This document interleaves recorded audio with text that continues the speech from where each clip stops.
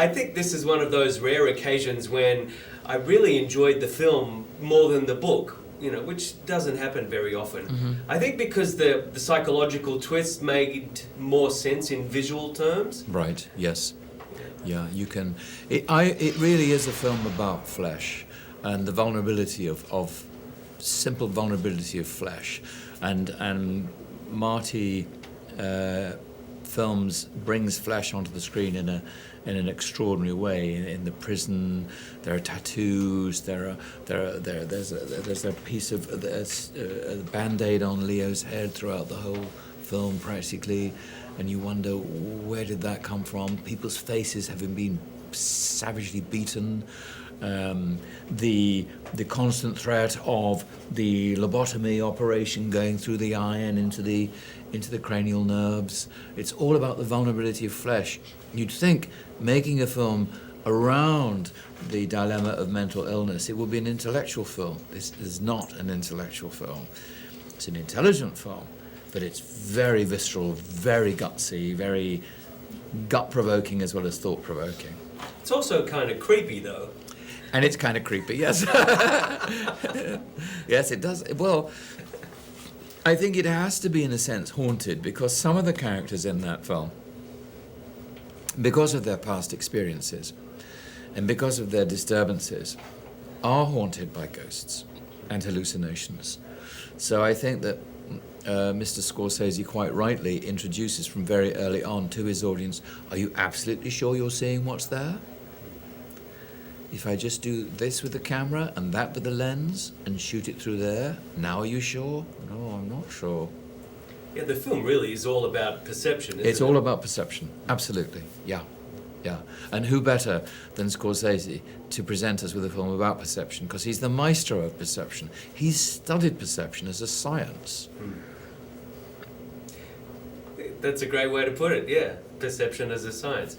Because I know as actors you guys deal in internal dialogue as a craft, but when you have to make the internal dialogue psychologically damaged, that it involves a whole different level of craft, doesn't it? Well, it does, because you are presenting to your fellow actor, or your character is presenting to the other character, a facade, a trick, if you like.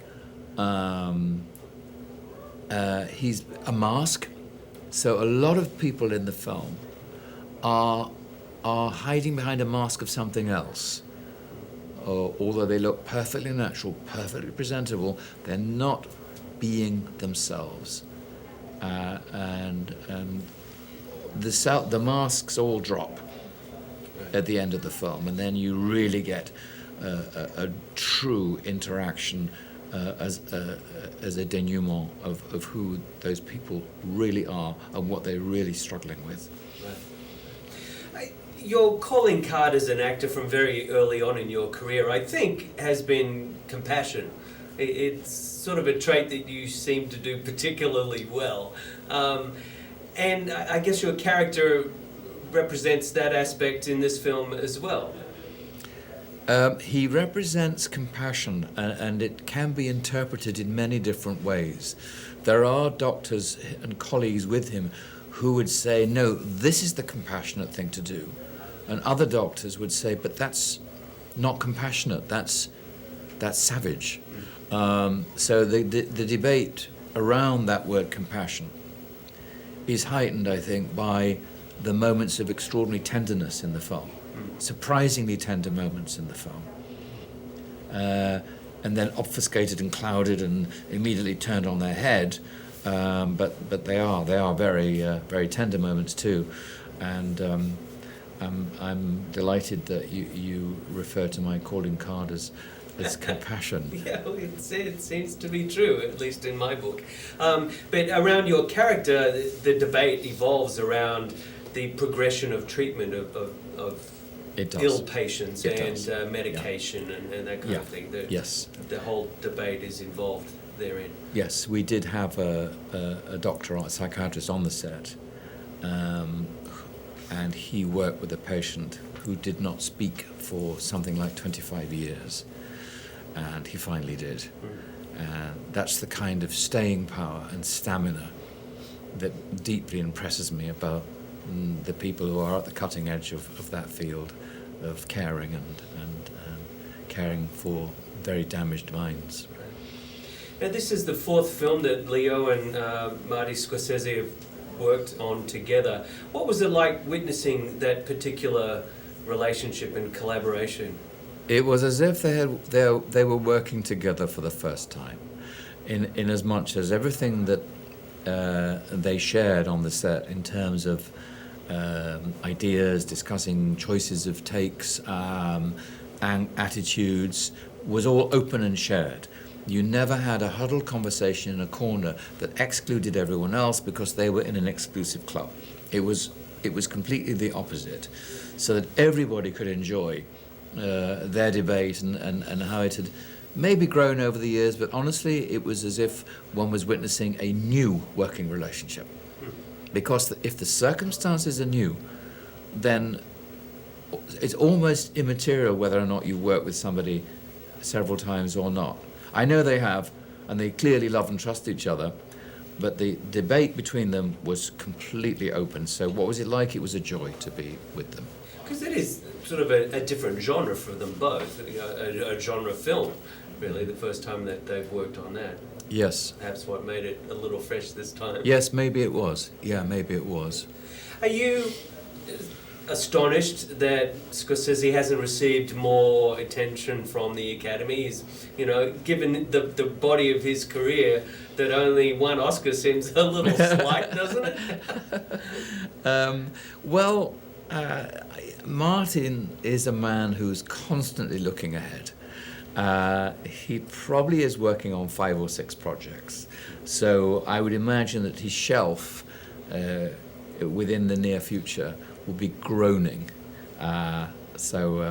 Plenty of opportunity, I think, to add to his award shelf.